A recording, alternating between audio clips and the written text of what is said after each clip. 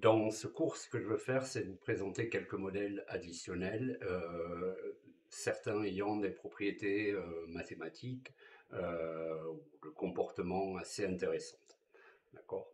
Ce que je vais faire, c'est que je vais d'abord vous parler de un problème, si on veut. Ce n'est pas un problème à proprement parler, mais c'est quelque chose d'important d'être conscient avec la méthode de l'opérateur de prochaine génération. Ensuite, un modèle de tuberculose avec des comportements non triviaux, enfin un comportement non trivial près de l'origine.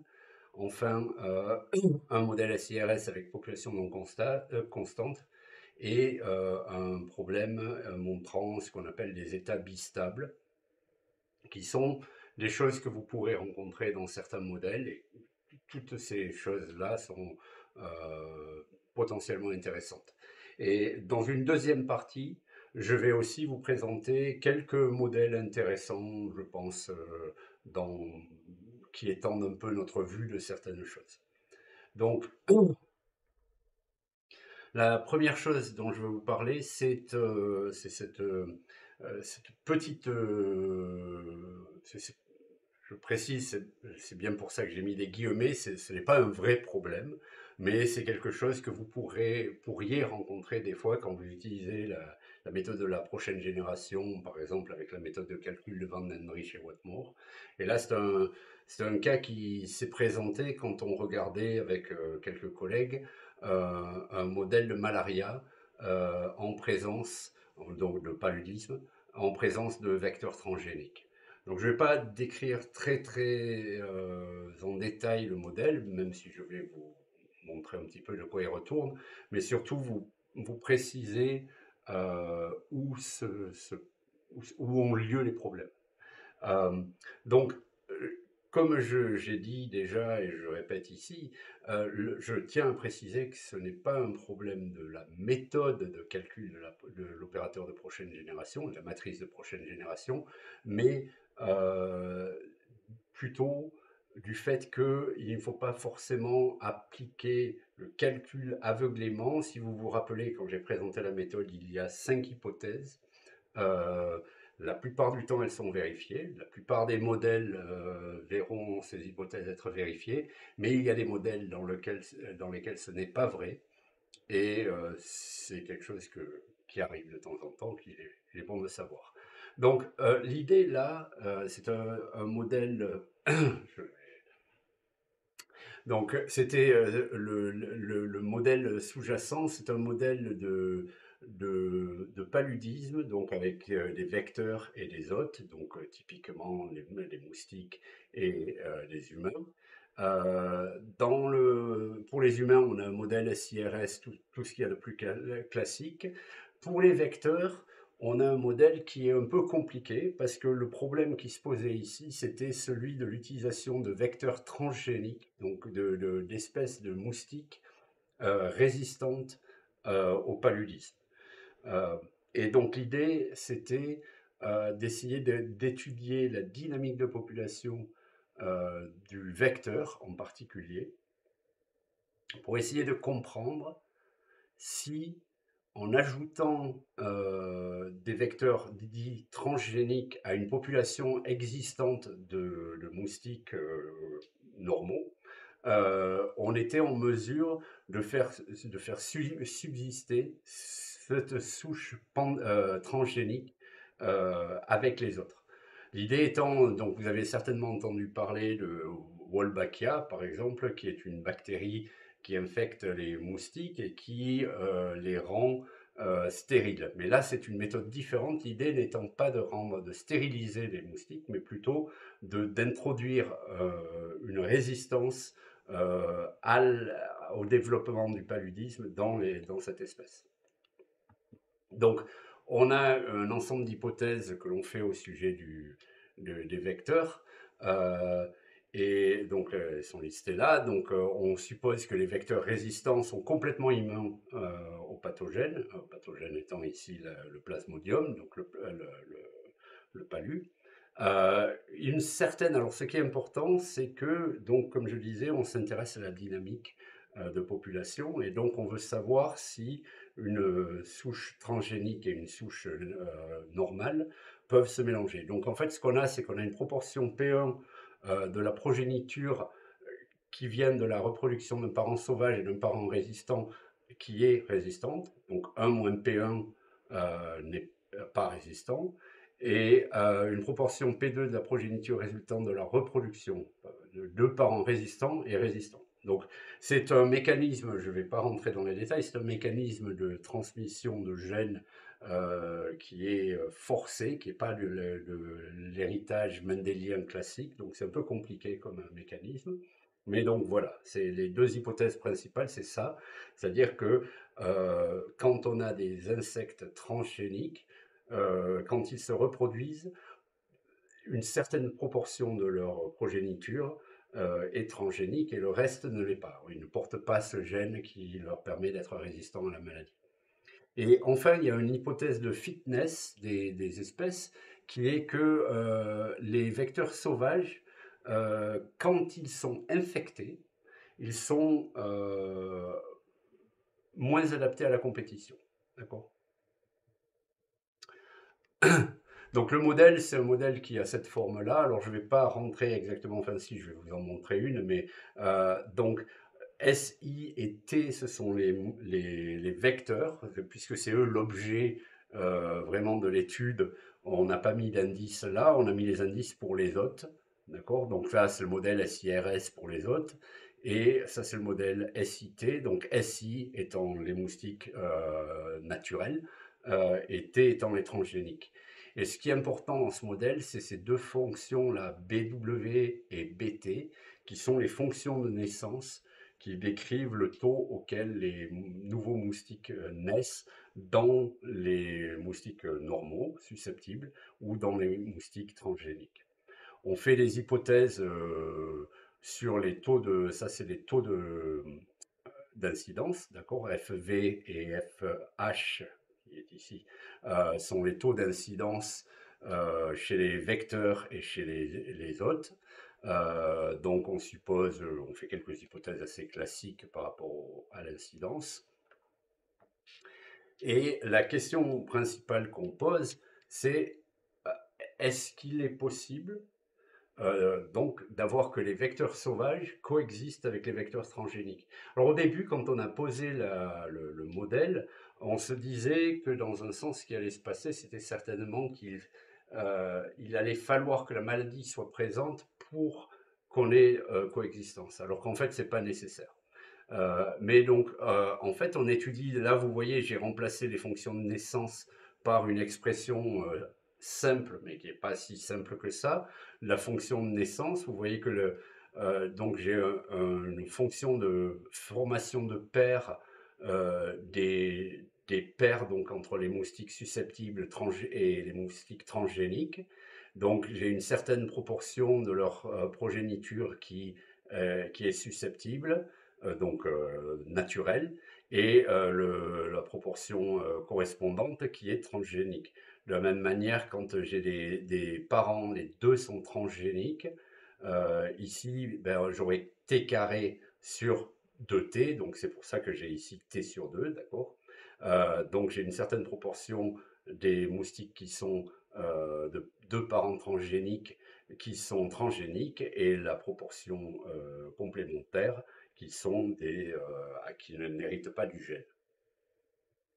On définit deux fonctions de fitness que vous avez ici, qui sont, c'est assez arbitraire comme définition, d'accord, mais ça représente quand même alpha étant un taux de croissance, dw étant un taux de mortalité, et kappa étant un taux de compétition. Donc ça définit effectivement plus ou moins de taux de fitness, donc plus ou moins comment l'espèce transgénique ou naturelle se propage, disons, en général. Alors ce qui est important ici, c'est qu'on trouve une variété d'équilibre. Et donc là, je dois préciser, si vous voyez ici, j'oublie la maladie. Donc là, je travaille uniquement dans une situation où je mets des insectes susceptibles, donc susceptibles, non infectés, mais sauvages, et des insectes transgéniques. Et je me demande, est-ce qu'il est possible que ces deux espèces persistent ensemble? Donc ce qu'on trouve, c'est deux équilibres sur la frontière, donc un équilibre où il n'y a rien, d'accord? Tous les insectes s'éteignent. Un équilibre qui n'a pas d'équilibre d'insectes transgéniques, mais par contre qui a cette fitness-là d'équilibre d'individus susceptibles, enfin, naturels, d'accord? Et un équilibre de coexistence EC. euh, et je précise, l'expression de l'équilibre de coexistence, on peut prouver qu'il existe cet équilibre, mais la caractérisation de la nature, enfin l'expression exacte de cet équilibre n'est pas facile à calculer. Enfin, elle est impossible à calculer. On arrive à prouver mathématiquement l'existence de cet équilibre, on n'arrive pas à faire autre chose. Et enfin, si on suppose qu'il n'y a pas de perte de résistance chez la progéniture de deux parents résistants, d'accord, donc ce terme-là ici, là, taux de naissance, si ce terme-là est toujours égal à 1, alors il y a un autre équilibre où il n'y a cette fois-ci que des équilibres, que des insectes transgéniques. D'accord? Donc en fait, et ça ce sont, donc si vous revenez au modèle d'origine, ici, ces équilibres, en fait, ça correspond aux équilibres du système dans lequel je suppose que I est égal à 0 et IH est égal à 0, et même je ne m'intéresse pas au SH, d'accord? Donc je m'intéresse seulement à ces deux équations-là, mais c'est un équilibre sans maladie. Enfin, ce sont quatre potentiellement équilibres sans maladie. Et on arrive à caractériser selon là où on est dans l'espace des fitness. Ici, vous avez le FT, ici, vous avez le FS, d'accord? Dans cet espace des fitness, selon les valeurs respectives des fitness, ben, vous avez un certain nombre d'équilibres qui sont possibles, d'accord? Vous voyez ici, là, l'équilibre avec seulement les wild type, donc les sauvages, est instable, et l'équilibre avec les transgéniques est localement asymptotiquement stable, etc. Vous avez plusieurs circonstances différentes. Alors, ce que dit la méthode de Randenreich et Whatmore, c'est que en tout équilibre sans maladie, pourvu qu'il soit isolé, bon après ça c'est une histoire de stabilité locale, mais en tout équilibre sans maladie, on peut appliquer la méthode de l'opérateur de la matrice de prochaine génération et calculer R0. Donc là, il y a jusqu'à 4 équilibres sans maladie pour les vecteurs. D'accord? Ils sont indépendants de la population hôte quand la maladie est absente. Donc, on peut avoir jusqu'à 4 de ces équilibres et on peut utiliser la méthode en chacun de ces équilibres. D'accord? Et quand on fait ceci, en fait, quand on se retrouve à l'équilibre d'extinction totale, d'accord? Quand E0, c'est l'équilibre où il n'y a rien, ce qu'on trouve, c'est que R0 égale 0, ce qui n'a pas de sens. D'accord? Et donc, quand on est tombé, je faisais le calcul, mes collaborateurs ont vérifié, on trouvait tous la même chose. Et en fait, on s'est penché un petit peu sur le pourquoi de la chose. Et donc, en fait, si vous vous souvenez de la méthode de Van Dendrich et Whatmore, il y a 5 conditions à vérifier. Et la condition A5, qui est nommée A5 dans le théorème, dit que si on calcule la jacobienne du système et qu'on l'évalue dans l'équilibre sans maladie, eh bien, il faut que, en l'absence de maladie, ce qui est le cas ici, l'équilibre soit toujours localement stable. D'accord? Et ici, en fait, quand on évalue en E0, les autres équilibres ça marche, mais quand on évalue en E0, ben, on trouve une valeur propre à partie réelle positive. Donc, cet équilibre E0, il est toujours instable, ce qui fait que la condition A5 ne peut jamais être vérifiée, et par conséquent, le théorème ne s'applique pas. Donc, il y a un problème avec l'utilisation du résultat, pas avec le résultat lui-même. C'est simplement que dans ce cas-là, ben, il faut vérifier effectivement que la condition A5 n'a pas lieu. D'accord? Maintenant, je vais vous parler là d'un problème qui a été considéré par McCluskey et Van Dendrich euh, en 2004. Donc c'est un modèle de tuberculose. Ils ont évalué plusieurs modèles de tuberculose et en particulier, ils ont regardé ici, je ne sais pas pourquoi je perds le focus des fois, ils ont regardé un modèle avec un recrutement assez compliqué. Alors je vais vous montrer à quoi ça ressemble. Donc c'est un modèle qui prend la forme suivante. En l'absence de maladie, on suppose que la population totale, elle est gouvernée par une équation comme ça. B de n, c'est le taux de naissance. Dn, c'est simplement un taux de mortalité per capita, d'accord. D, c'est le taux de mortalité per capita, donc le taux de mortalité, c'est moins dn, et c'est tout à fait classique. Mais le B, là, ils vont faire des hypothèses qui rendent la chose un peu compliquée. Donc, B est tel que, ben, il y a un N0 unique tel que Bn, ok, donc ça veut dire simplement qu'il y a un, un unique équilibre de cette fonction, d'accord, donc de cette fonction de croissance, et que eh bien, cette condition-là est vérifiée sur la dérivée de la fonction b de n, d'accord, elle est plus petite que b de n sur n, euh, pour lorsque on est à gauche justement de ce point d'équilibre. Et enfin, la limite quand n tend vers 0 de b de n sur n est plus grande que la valeur d du taux de mortalité, d'accord. euh, et elle existe cette limite et on la note B0. D'accord. Alors, je précise, ils la mettent dans R achevé, la droite réelle achevée, donc ça veut dire que potentiellement, cette limite, elle peut être infinie, d'accord, mais elle est en tout cas plus grande que D, et elle existe. Donc, le modèle est le suivant. Vous avez les susceptibles, les exposés. Dans le cadre de la tuberculose, évidemment, l'exposition, c'est quelque chose qui peut durer très très longtemps. Rappelez-vous que la phase de latence de la tuberculose, ça peut durer plusieurs années, ça peut même durer jusqu'au décès. Et ensuite, les cas d'infection avérée, donc la tuberculose en forme active. Et donc, ce qui se passe, c'est que on a une transmission qui est classique ici. Les gens qui sont en tuberculose infectieuse, enfin en phase infectieuse de tuberculose, sont ici. Ils peuvent guérir au tour O2. Là, les exposés peuvent guérir aussi également au taux Ro1. Et donc, voilà le modèle qui est assez simple, hein, enfin, si vous regardez en tant que tel, c'est un modèle qui n'est pas compliqué au niveau du diagramme de Flow. Et en fait, ce qu'ils font, c'est que, bon, ben, comme la population totale est constante, ce qui caractérise facilement, ils écrivent le modèle plutôt en utilisant N, E et I, plutôt que S, E et I.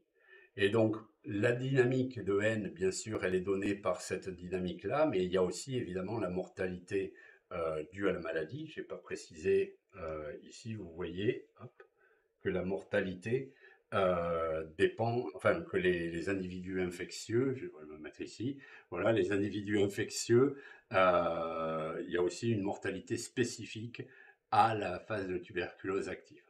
D'accord. Donc, en gros, voilà l'équation, le système qu'ils utilisent. Et vous voyez que n, là, est au dénominateur, ce qui va poser un problème.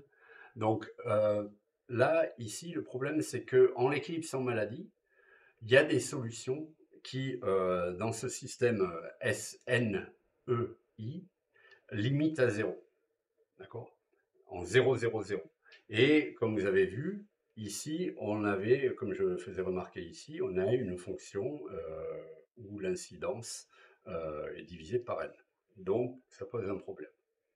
Donc, ce qu'ils font, c'est qu'ils passent au problème en proportion. Donc rappelez-vous que c'est simplement la population totale, on ne la touche pas, mais par contre, on remplace grand E par E sur grand N et grand I par I sur grand N, sauf que ici je me suis trompé, c'est petit I qui devrait être écrit là, pas grand I. Donc c'est un petit i' ici. Donc ce système en proportion, il a cette forme-là.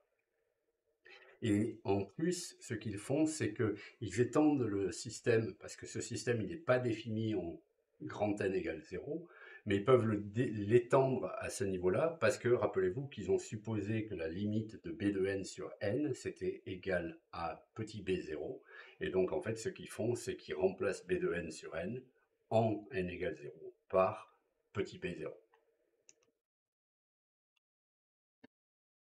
Alors, ils étudient ça sur cet ensemble compact positivement invariant, d'accord, les n, e et petit e et petit i, qui sont tels que n est plus petit que le n à l'origine, et la proportion, parce que ça ce sont des proportions, la proportion e et i est plus petite ou égale à 1. Donc, si B0 est infini, donc ce qui ça correspond en termes d'hypothèse sur la fonction de naissance, c'est que la fonction de naissance est une constante, d'accord. Alors n égale 0 est instable, et donc en fait il considère ensuite que B0 est fini, d'accord. Et dans ce cas, ben, il y a deux équilibres où n est égal à 0. Il y a l'équilibre où il n'y a plus rien, d'accord, n, petit e et petit i sont égales à 0. Et il y a un autre équilibre qui a toujours pas de population, mais des valeurs strictement positives pour un équilibre de la proportion d'exposés et la proportion d'infection. Et en fait, ce qui est important en faisant ça, c'est qu'ils ont en A étoile, donc ce deuxième équilibre-là, la population, elle s'éteint. Mais le truc qui est important, c'est qu'elle s'éteint de façon contrôlée, si vous voulez. C'est-à-dire que la population va vers zéro, mais elle va vers zéro avec une proportion d'exposés et d'infectieux qui reste constante. Donc c'est une extinction contrôlée. C'est quand même une extinction, c'est-à-dire que la maladie fait disparaître la population. C'est un cas pas très réaliste, mais mathématiquement c'est intéressant. Et donc ils définissent deux valeurs de R0, enfin de R0, d'un nombre de reproductions. Ils ont défini un qu'ils appellent R0 et l'autre qu'ils appellent R1. Et lorsque R1 est plus grand que 1, ils définissent également un troisième nombre de reproductions qui est R2, qui est donné par cette quantité. D'accord. Donc là, vous voyez, ces deux quantités sont pratiquement les mêmes, sauf que ici, ils ont remplacé D par R0, par B0, pardon, et ici, cette quantité-là est un peu différente. Et donc ensuite, voilà ce qui se passe au niveau des équilibres. Donc si on note x0, l'équilibre où il n'y a que du n, donc ça c'est un équilibre sans maladie, d'accord, mais un équilibre sans maladie avec de la population. Et x étoile, c'est un équilibre endémique complètement, d'accord, il y a la population et du E et du I. Eh bien, en fonction des valeurs de la localisation des différents R0, R1 et R2 par rapport à la valeur 1, vous voyez, donc là, par exemple, si R0 est plus petit que 1, eh bien, A0, qui est l'équilibre avec rien, est instable, et c'est cet équilibre ici qui est stable. Ces deux équilibres ici ne sont pas relevants, ils ne sont pas biologiquement satisfaisants à ce niveau-là. Si par ailleurs R0 est plus grand que 1 et R1 est plus grand que 1 mais que R2 est plus petit que 1, ben voilà, on a cette situation. Et vous voyez que la situation est relativement complexe ici. On a plusieurs équilibres sans maladie. On a un équilibre sans maladie et sans population. On a un équilibre sans maladie avec population.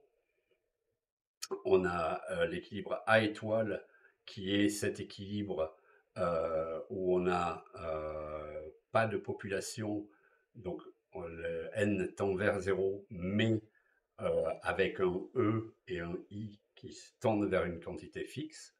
Et enfin, cet équilibre endémique qui est là. Et donc, vous voyez que selon les circonstances, ben, on a une situation qui varie beaucoup. Je vais passer très rapidement sur ça, c'est-à-dire que je précise juste, vous pouvez regarder les transparents, le papier, voir que en fait ils ont étendu ça de façon globale dans un certain nombre de contextes. Euh, donc ils arrivent à prouver que par exemple, A0 n'est jamais un point oméga limite d'une solution si la condition initiale est telle que au début on a des individus. D'accord.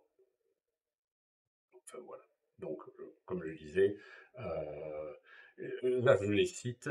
Il précise que la stabilité asymptotique globale de l'équilibre endémique, dans le cas R0 et R2 plus grand que 1, est établie dans des conditions ésotériques. Donc, c'est des conditions un peu compliquées. Euh, Là, je vais vous parler de notre petit papier qui est intéressant. C'est un papier de 86, d'accord, de Liu, Levin et Iwasa. Et c'est un papier qui traite d'un modèle SIRS. Et ce qui va être important ici, c'est que la population totale n'est pas constante. D'accord. Donc ça vous montre à quel point la dynamique peut changer dès que vous commencez à faire des hypothèses un peu non standards. Donc là, le modèle, c'est un modèle de cette forme-là, c'est un modèle SIRS. D'accord. Donc on voit que là, il y a un nu qui est ici. Donc c'est un modèle SIRS qui a cette forme-là. Et ici aussi, un peu comme le papier précédent de Van den Riesch et McCluskey, ce qu'on voit, c'est que il suppose une fonction de naissance, enfin de naissance. Il suppose que la dynamique du système est régie du nombre total d'individus dans le système, hors maladie, d'accord, est régie par cette équation-là. Et de la même manière que l'avait supposé Van den Riesch et McCluskey, ben, il suppose qu'en fait il y a un N0 stable qui est solution, alors, qui est équilibre de ce système. Donc, puisque n converge, ils réduisent la dimension. Et eux, là, s'intéressent au cas d'une incidence de cette forme-là, d'accord. Donc, une incidence générale, je pense que c'est le terme que j'avais utilisé dans le cours sur les incidences. Euh, et en fait, donc en regardant cette incidence générale, ce qu'ils font, c'est qu'ils établissent des conditions sous lesquelles on observe une bifurcation de Hopf, donc la naissance d'une solution périodique. Euh, et, ils regardent ce système. Donc, je précise, bon, encore une fois, je vous renvoie au papier pour voir les détails. Je vais juste vous montrer quelques figures. Donc, c'est un vieux papier, donc vous allez voir que les figures sont pas exactement comme on le ferait de nos jours. Je précise donc, après ils font quelques transformations. Là, donc, par exemple, s'ils prennent P égale 2 et Q égale 1 dans cette fonction, après quelques transformations, ils obtiennent ce système. Et quand ils regardent ce système, donc ils obtiennent un ensemble de possibilités pour la dynamique que vous voyez se représentent des solutions relativement compliquées. On voit là les solutions périodiques, on voit des choses relativement non, beaucoup, enfin, bref, beaucoup plus compliquées que ce qu'on voit dans les modèles classiques. Et tout ça découle simplement de cette population totale non constante. D'accord. Je devrais préciser ici, il y a... euh, non, c'est pas ici, je croyais qu'il y avait une mortalité. Mais donc la population totale non constante induit des choses intéressantes. Et là, je vais vous... un dernier exemple de modèle où les choses vont de façon un peu non, non attendue, c'est la présence d'établis stables. Et je vais dire conséquences indésirées de la vaccination, c'est pas forcément des conséquences indésirées, c'est des conséquences, disons, non prédictibles, pas prédictibles, mais des conséquences prédictibles, mais qui rendent les choses un peu plus compliquées à contrôler, disons, dans le cas d'une vaccination. Et donc ça, c'est un papier qu'on a publié avec McCluskey et Van den Riesch il y a pas mal d'années maintenant, euh, qui traite de ce sujet. Alors là, je vous montre, c'est un modèle simple. C'est un modèle SIRS dans lequel on a ajouté de la vaccination. Donc le modèle que vous avez en haut, là, les 3 compartiments en haut, c'est le modèle tout à fait classique. Je précise que l'incidence, c'est une incidence proportionnelle, d'accord, bêta SI sur N. Donc ça, c'est un modèle SIRS tout à fait classique. Ce qu'on a ajouté, c'est cette classe de vaccinés. Donc on a vu de la vaccination déjà dans un autre cours, mais la vaccination qu'on avait vue dans notre cours, elle consistait à prendre une partie des susceptibles et à les mettre directement dans la classe des remis ou des guéris pour dire que pendant qu'ils sont dans cette classe des guéris, ils sont immuns. Et donc, en les prenant dans les S et en les mettant dans les R, j'obtenais quelque chose qui simulait la vaccination. Donc là, on fait une description qui est un peu plus détaillée, enfin bien plus détaillée. Ce qu'on fait, c'est on crée un compartiment additionnel des individus vaccinés. Et en plus, on va supposer que la vaccination, elle est réaliste, dans le sens où elle a deux problèmes potentiels. Enfin, problème. Elle n'est pas parfaite. D'accord. Dans le modèle qu'on avait regardé avant, la vaccination était parfaite, donc je vous prenais du S et je vous mettais en R directement. Ici, ce qui se passe, c'est qu'on a deux choses. Donc j'ai une vaccination à la naissance, c'est cette flèche ici et cette flèche ici. Donc alpha, vous voyez ici, DN, c'est le taux de naissance. Et alpha, 1 moins alpha DN, ça c'est les individus qui ne sont pas vaccinés à la naissance, juste après la naissance. Et alpha DN, c'est la proportion, enfin alpha étant la proportion des individus vaccinés à la naissance, alpha DN, c'est le taux auquel les individus sont vaccinés. Mais en outre, en plus de la vaccination à la naissance, j'ai aussi une vaccination qui a lieu de façon continue, au taux FIS, d'accord. Et c'est là où c'est important, c'est-à-dire que la vaccination, il y a deux problèmes potentiels qui, en termes de santé publique, enfin, de contrôle des problèmes de santé publique. Le premier, c'est que la vaccination, elle n'est pas toujours entièrement efficace. Donc il y a des gens qui sont vaccinés et qui vont quand même contracter la maladie. Ça dépend des maladies, mais il y a des maladies pour lesquelles le taux de protection, si on veut, c'est-à-dire le pourcentage d'individus vaccinés qui sont immuns à la maladie, ça peut être bas, enfin, ça varie beaucoup. Ouais. Mais donc, il y a une possibilité que l'individu vacciné devienne infectieux lorsqu'il rentre en contact. Alors, vous voyez ici, bêta VI sur N, ça serait l'équivalent ici de ce bêta SI sur N. Par contre, on l'a multiplié par un sigma qui est typiquement, on y pense en termes comme étant une efficacité vaccinatoire. D'accord. On pourrait considérer que sigma est plus grand que 1, mais ça serait, je pense que personne ne voudrait d'un vaccin où sigma serait plus grand que 1, puisque ça voudrait dire que vous êtes plus susceptible à l'infection si vous êtes vacciné que si vous ne l'êtes pas. D'accord. Donc en pratique, on suppose que sigma est entre 0 et 1. Si sigma est égal à 0, le vaccin est parfait. D'accord. Donc cette flèche disparaît. Si sigma est égal à 1, le vaccin n'a aucun effet parce qu'on a le même taux de transmission, la même probabilité d'acquérir l'infection, qu'on soit en V ou en S. Et dans ce cas, les deux compartiments sont indistinguables. D'accord. Et enfin, il y a un autre mécanisme qui a lieu, c'est que, ben, par exemple, pour tous les vaccins que vous avez eus, où vous avez dû renouveler le vaccin, ben, il y a une perte d'efficacité vaccinale. Et ça, c'est cette flèche qui va de V vers S. Et ce taux θV, là, ici, représente le taux auquel les individus vaccinés perdent l'efficacité vaccinale. D'accord. Donc c'est un modèle qui permet de représenter la plupart des vaccins. Donc, par exemple, souvent les vaccins varient entre 95% d'efficacité, disons 60 ou quelque chose comme ça. Et ben, ce θ là varie, ça dépend. Quand vous prenez le Covid récemment, mais il fallait faire des rappels de temps en temps. Il y en a où en fait ça n'a pas lieu, mais bon, voilà. Donc, le modèle qu'on a, c'est le modèle suivant. Je ne vais pas rentrer dans les détails. Je préfère passer plus de temps à expliquer le modèle, le diagramme de Flow, que les équations elles-mêmes. Mais donc, c'est le modèle tout à fait classique que je vais vous présenter là. Donc, alpha, c'est, comme je disais, la proportion des nouveau-nés vaccinés. Θ, c'est le taux de. Phi, c'est le taux de vaccination des susceptibles. Θ, c'est le taux de perte de l'efficacité vaccinale, et 1 moins sigma, c'est le taux d'efficacité, c'est l'efficacité vaccinale, donc la proportion des individus qui sont protégés par le vaccin lorsqu'ils sont vaccinés. Alors, comme la population totale est constante, en fait, on peut, oh, je sors un petit peu là, il va falloir que je rétablisse ça. On peut réécrire le système en termes de, vous voyez, là, pardon, je dois préciser, là c'est le système en proportion. J'ai pas utilisé les petites variables, j'aurais dû utiliser les variables minuscules, puisque c'est ce que je fais en général.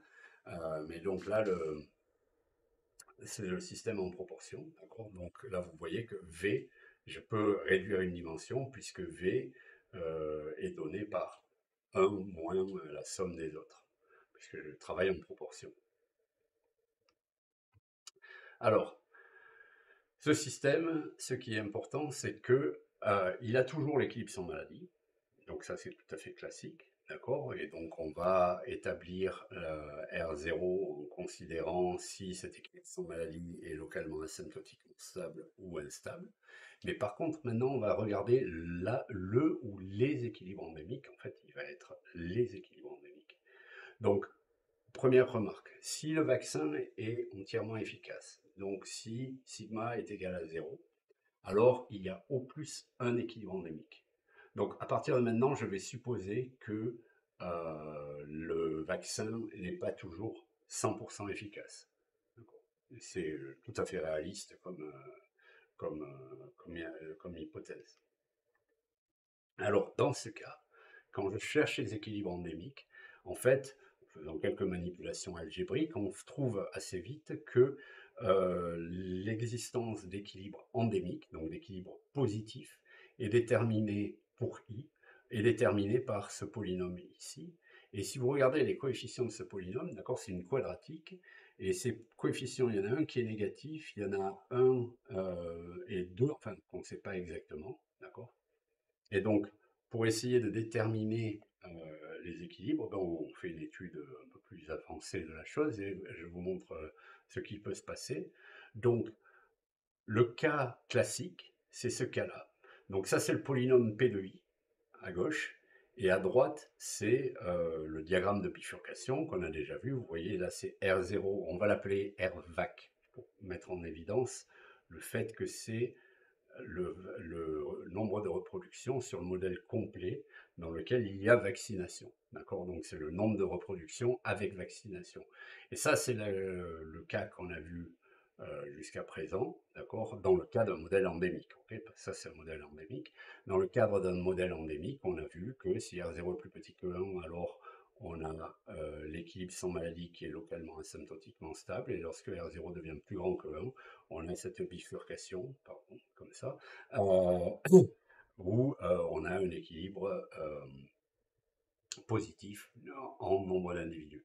Et en termes de I, P de I, pardon, le polynôme, ça correspond à des valeurs de R0 plus petit que 1, et puis au fur et à mesure, quand R0 devient plus grand que 1, à un moment donné, cet équilibre ici, c'est l'équilibre lorsque on est ici, et au fur et à mesure que R0 augmente encore plus, bien l'équilibre se déplace vers la droite, ce qui en pratique veut dire qu'il augmente dans cet axe-là.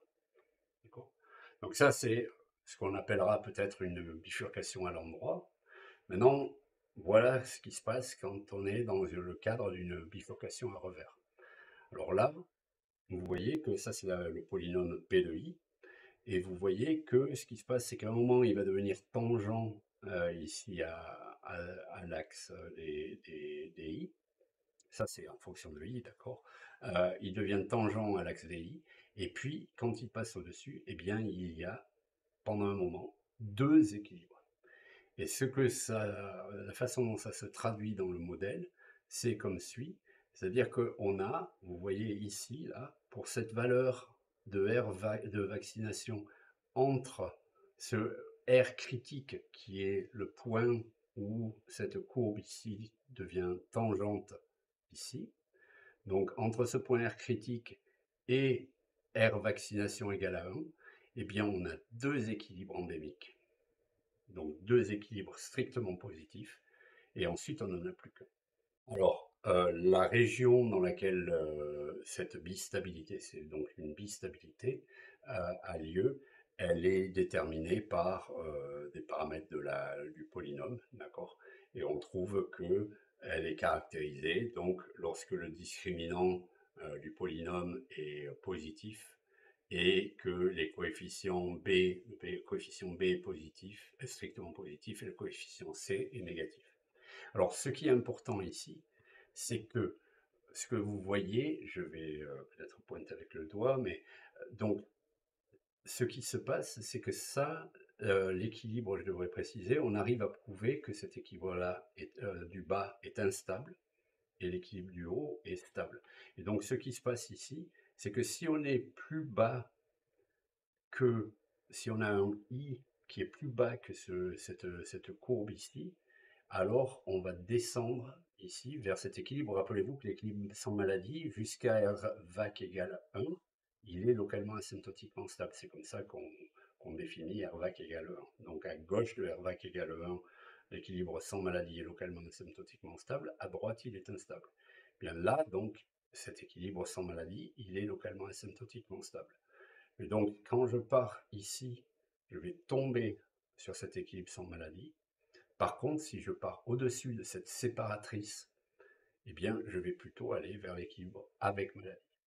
Et c'est pour ça qu'on dit que c'est une conséquence un peu indésirable dans un sens de la vaccination, dans le sens où si je suis dans un équilibre endémique ici, pour les valeurs de RVAC qui sont plus grandes que 1, pour arriver dans une situation où je vais contrôler la maladie, il faut que j'aille beaucoup plus à gauche, donc il faut que je fasse des efforts, parce que rappelez-vous que le R0, le RVAC, ça représente un peu votre effort de contrôle en termes de santé publique.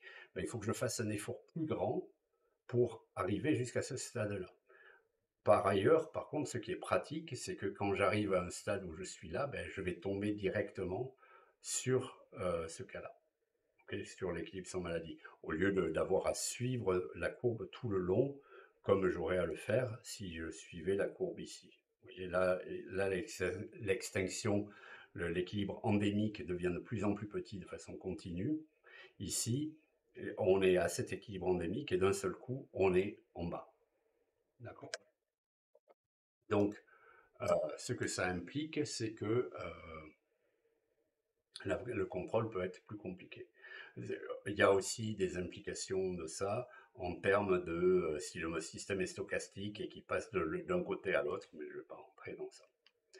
Donc les régions de stabilité, c'est ici. Donc en fait, si vous le représentez dans le plan, par exemple, de 2 paramètres, ben, vous pouvez caractériser la zone dans laquelle vous avez 2 équilibres endémiques. Ici, il n'y a pas d'équilibre endémique, ici, il n'y en a qu'un. Et ici, on est dans une zone où il y a 2 équilibres endémiques. Et donc, des fois, ça dépend un peu des modèles et du jeu de paramètres que vous prenez, mais il est possible que cette zone de bistabilité euh, puisse être un peu étendue. Typiquement pas très très grande, d'accord. Euh, bon, ça je vais passer. Voilà la nature de l'équilibre endémique, c'est pas très grave ça. Le calcul de R0, je montre juste, bon, c'est possible de calculer. Alors je précise ici quand même, vous voyez, là j'ai un R avec vaccination, j'aurais dû écrire vax, pas phi. Phi étant le taux de vaccination, d'accord. Donc là c'est pour indiquer que vraiment ça dépend du taux du taux de vaccination. Euh, et le R0 de base. Donc ça c'est le R0 qui a lieu si jamais vous n'avez pas de vaccination. Donc le modèle SIRS sans classe de vaccinés, c'est ça son R0. Et c'est en fait ce qu'on voit, c'est c'est en anglais là. Euh, donc on voit que d'après le théorème de Van Heinrich et Whatmoor, ben, l'équilibre sans maladie, il est localement stable si le R phi, le R vacciné est plus petit que 1 et instable si R phi est plus grand que 1. Et on peut facilement montrer que I est une fonction de Lyapunov et que l'équilibre sans maladie est globalement stable en fait.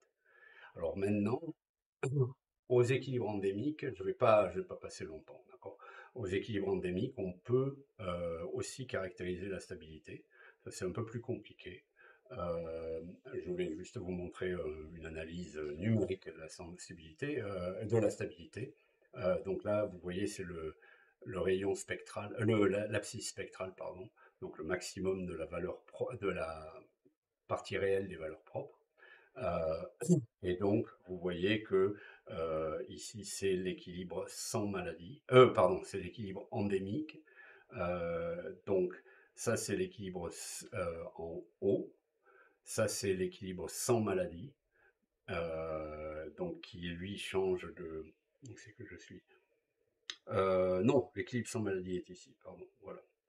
Donc vous voyez en fait comment s'organise la stabilité des différents équilibres. Et donc c'est ça qui permet de, par exemple, mettre ici, je devrais revenir, savoir que ici, cette partie-là est localement stable, cette partie-là est instable, cette partie-là est instable et celle-là est stable. D'accord. Donc, ce que vous avez ici. Et enfin, je vais très très brièvement faire la remarque que les comportements globaux, donc savoir si toutes les solutions vont, enfin où vont toutes les solutions, sont très difficiles à étudier. Là, ce modèle-là, c'est à peu près le seul que je connais où, dans le cas d'une bistabilité comme ça, je crois que c'est le seul que je connais, dans le cas d'une bistabilité comme ça, on a été en mesure de prouver qu'en fait toutes les trajectoires tendent vers un point d'équilibre unique. Donc en fait que le portrait que je vous montrais plus tôt ici, qu'en fait cet équilibre et cet équilibre sont globalement asymptotiquement stables par rapport à la région de l'espace dans laquelle on se trouve. C'est-à-dire qu'on sait que si on est ici, ben on va aller là, et si on est en dessous de la séparatrice, on va aller là. Mais c'est très compliqué et probablement pas quelque chose sur laquelle il faudrait perdre trop de temps parce que bon, pas forcément la chose la plus intéressante de l'univers. Et maintenant, ce que je veux faire, c'est, je passe sur quelque chose d'un peu différent. Je veux vous présenter quelques modèles récents. Euh, hop, et je dis récents, et après je me suis rendu compte que c'est pour ça que j'ai mis récent avec un point d'interrogation, parce qu'ils ne sont pas si récents que ça, certains. Donc, voilà. Juste en guise d'illustration, quelques modèles de VIH, du SIDA, enfin VIH-SIDA, et quelques modèles de paludisme. Et je vais passer très très vite là-dessus, c'est juste pour vous montrer quelques modèles en plus. Alors celui-là, je précise, je l'avais choisi, je ne le connaissais pas du tout. Je l'avais choisi quand j'ai fait mon cours à N'Djamena. C'est un papier qui porte un titre que je trouve euh, très intéressant dans le sens où il y a des papiers qui ont montré en bibliométrie que un titre attachant, c'est quelque chose d'important parce que vous allez être mieux cité. Ben là, je trouve que pour un papier qui a un titre aussi racoleur, disons, c'est quelque chose qui est très peu connu et qui est très très peu cité. Mais c'est un très joli modèle, donc je vais le préciser. Donc, euh, là, le problème qui se posait, c'était le fait que beaucoup de données relatives au contact sexuel et aux pratiques sexuelles ces données-là, elles sont en général peu fiables ou elles sont ambiguës. Et donc les auteurs avaient décidé de montrer à quel point c'était important d'avoir une bonne image de ces données et enfin, de la manière opposée aussi, à quel point ne pas savoir exactement ce qui se passait pouvait être trompeur. Euh, donc, et c'est alors probablement l'une des raisons, parce que vous voyez, c'est un modèle de 88, ça veut dire qu'à l'époque, le VIH-Sida n'était pas connu depuis très longtemps. C'est un modèle très en avance sur le VIH, mais je me demande si la raison pour laquelle il est peu connu, c'est en fait que l'étude était uniquement numérique, à une époque où les études numériques n'étaient pas très très poussées. Donc le modèle, il est ici. Je ne vais pas détailler avec énormément je ne vais pas passer beaucoup de temps dessus. X, c'est le nombre d'individus dans un groupe qui sont séropositifs, et N, c'est le nombre d'individus dans le groupe. D'accord? Donc il y a un ensemble de groupes, et la question que se posent les auteurs, c'est de savoir si, ouais, comment ces groupes interagissent. Donc c'est un modèle de groupe qui est là formulé uniquement en termes de la taille du groupe, du nombre d'individus séropositifs et de la taille du groupe. Et vous voyez qu'il y a ce QIJ là, qui est, où c'est que ça? C'est le taux auquel les individus sains dans un groupe sont infectés par des interactions avec des individus infectés dans un autre groupe. D'accord? Donc ça, c'est l'incidence. En gros, ce terme-ci sont les termes d'incidence. Il y a du recrutement, etc. Et donc, c'est un modèle, je précise, c'est un modèle que je n'ai pas vu d'études de ce modèle, et si quelqu'un cherche quelque chose à faire, je pense que ça pourrait être amusant. C'est un modèle, enfin d'études autres que numériques, j'entends. C'est un modèle assez sympa, je trouve, qui est assez simple et qui est probablement intéressant à étudier. Alors là, un autre modèle, encore une fois, 1989, donc 4-5 ans après la découverte du virus. Là, c'est un modèle de FCOT.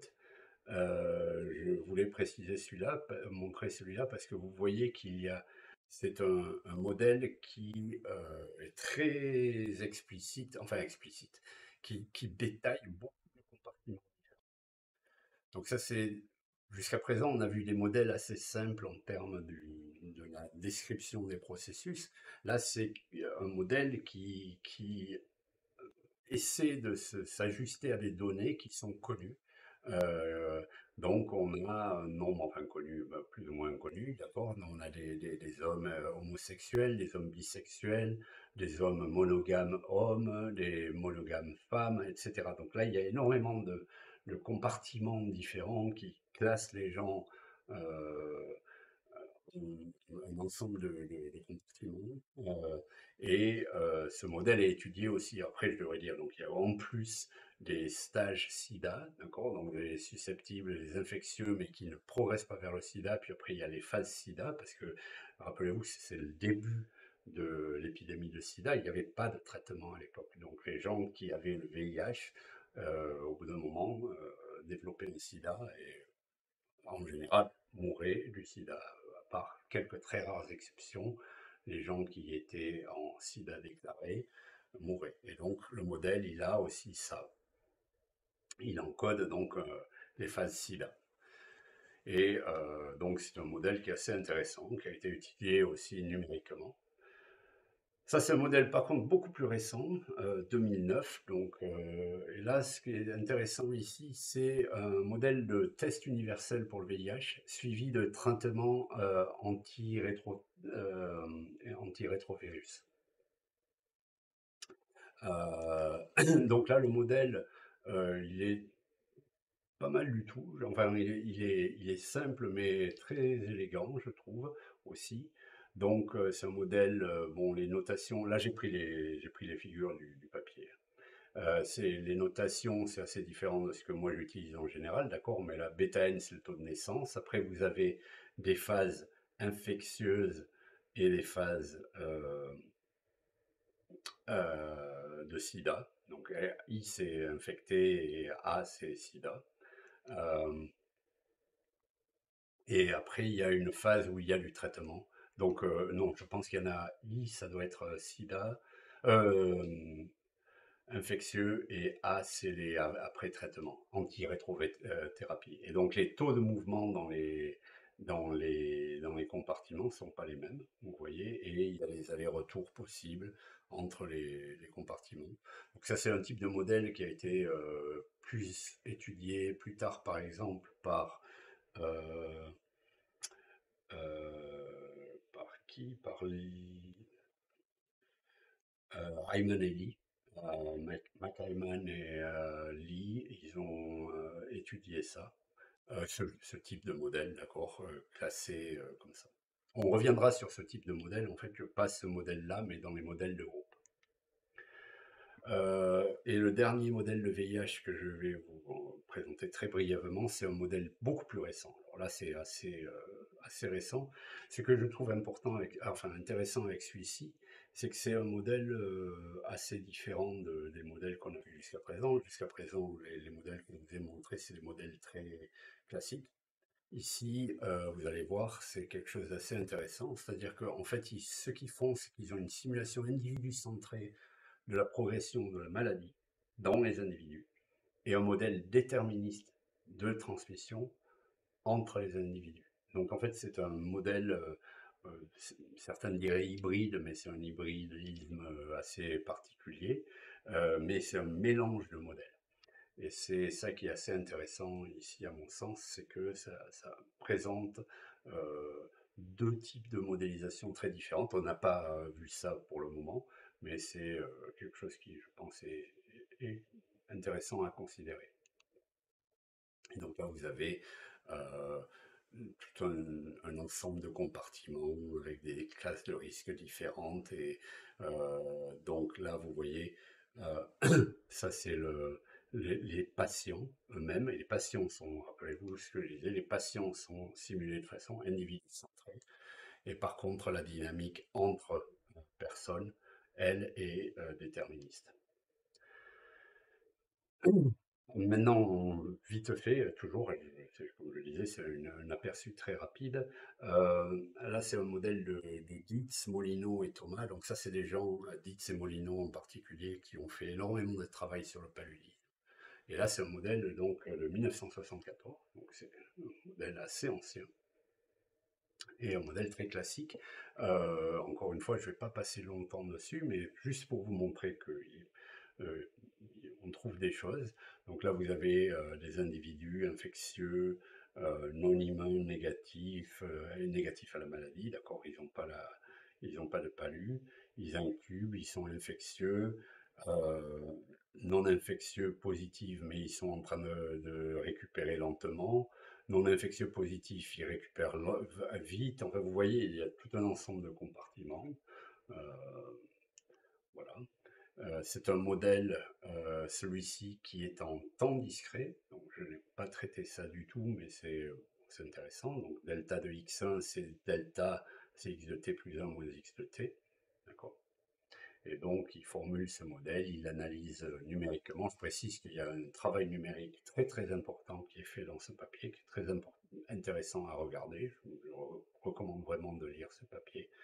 Euh, il se base sur un ensemble d'observations qui est quand même assez important. Vous voyez le taux observé de piqûres des hommes, la capacité vectorielle, enfin, etc. Il y a vraiment énormément d'évidence biologique qui rentre dans ce travail. Ils font de la simulation, ils font de l'identification des paramètres, etc. C'est très intéressant. Là, un autre modèle que je voulais discuter rapidement, c'est le modèle de Ngwa et Shu, qui est de 2000, donc c'est un modèle beaucoup plus récent, qui est très bien, je précise en particulier. Alors, il y a, quand vous regardez les modèles de paludisme, je parlais de paludisme un peu plus tôt dans ce cours, dans mon modèle avec les moustiques transgéniques, euh, euh, il y a quelque chose qui est un peu surprenant toujours quand vous regardez les modèles de palu, enfin de vecteurs hôtes, c'est que le taux de contamination, que ce soit pour les humains ou pour les moustiques, en fait on divise toujours par le nombre d'humains. Enfin, pas toujours, mais disons que la plupart des modèles font ça. Et là, je vous recommande, si vous voulez une bonne explication de ça, d'aller voir ce papier, par exemple, qui présente l'explication de façon assez mécanique. On le fait dans le papier dont je parlais avant aussi, mais ici le papier de Ngwa est très bien. Et je précise aussi il y a des bonnes valeurs de paramètres à utiliser. Donc là, vous avez un modèle, voilà. Voilà un autre papier intéressant, c'est une analyse de sensitivité dans ce cas, que je ne vais pas vraiment détailler, enfin je ne vais pas vraiment parler de ce que c'est, je ne crois pas que j'ai prévu dans ce cours de parler de sensitivité, c'est quelque chose qu'il faudrait faire. Peut-être dans une nouvelle version du cours, une version future du cours, je le ferai, mais pour le moment, non. Là, c'est un papier de Schitnis, Hyman et Cushing. Donc Schitnis, c'est quelqu'un qui a aussi fait énormément sur le palu. Hyman aussi, mais Schitnis en particulier a fait beaucoup de palu. Et donc là, c'est un modèle assez intéressant. Et je précise en particulier que ce modèle, donc là, c'est un modèle assez simple. C'est un modèle SEIR, donc SLIR dans mon vocabulaire à moi, pour les humains, et un modèle SLIRS, vous voyez qu'il y a une flèche qui retourne vers le S. Et un modèle SEI, SLI, donc pour les moustiques, pour les vecteurs. Alors ce qui est important ici, c'est que vous voyez que non seulement les infectieux humains, mais aussi les humains peuvent infecter les moustiques. Parce qu'il faut se rappeler que dans le paludisme, l'immunité, elle est souvent acquise euh, du fait de l'exposition. Donc vous pouvez être positif au palu, mais ne pas avoir de fièvre. C'est le cas de beaucoup de gens, une fois qu'ils ont été infectés plusieurs fois. Et donc dans ce cas-là, ils considèrent que et les infectieux et les humains, entre guillemets, sont infectieux pour les moustiques. Typiquement, ils sont un peu moins infectieux, les humains, que les infectieux, mais voilà. Ensuite, ils considèrent des scénarios de transmission différents pour des régions où il y a beaucoup de transmission et des régions où il y a moins de transmission. Il faut une analyse de sensitivité, comme je disais, il aurait fallu que je vous présente ça, mais euh, il faudrait peut-être dans un cours futur. Mais je précise en particulier qu'il y a beaucoup de valeurs des paramètres qui sont précisées dans ce papier. Donc, si vous êtes en train de faire un papier sur le paludisme et que vous cherchez des valeurs de paramètres pour savoir quel genre de valeur de paramètres utiliser, je vous recommande de regarder ce papier. D'accord, vous voyez qu'ils ont bien paramétrisé les choses, ils ont essayé aussi de regarder, là c'est ce qu'on appelle l'index de sensitivité, donc ça nous indique quels sont les paramètres qui jouent le plus de rôle et le moins de rôle, qui changent le plus les valeurs. Je disais, je ne rentrerai pas dans les détails de ça. Et le dernier modèle que je voulais discuter brièvement, c'est un modèle avec du contrôle optimal. Encore un problème très intéressant, mais que je ne vais pas discuter beaucoup. Là, c'est ce papier-là qui est encore plus récent, d'accord? C'est un modèle de 2021 et ça se voit puisque c'est un modèle de co-infection entre le palu et le Covid-19. Je vous explique ce qui se passe. Donc, ça c'est un modèle de co-infection, c'est assez classique comme formulation. Donc, on suppose que l'individu peut être infecté par le palu, il peut être, il ou elle peut être infecté par le Covid ou peut être infecté par les deux.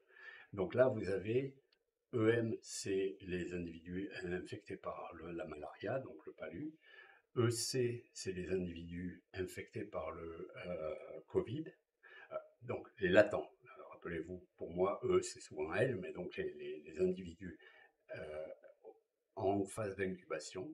Et ça, c'est ceux qui sont, par exemple, si vous êtes EC et que vous êtes piqué par un moustique et infecté, donc vous devenez EMC.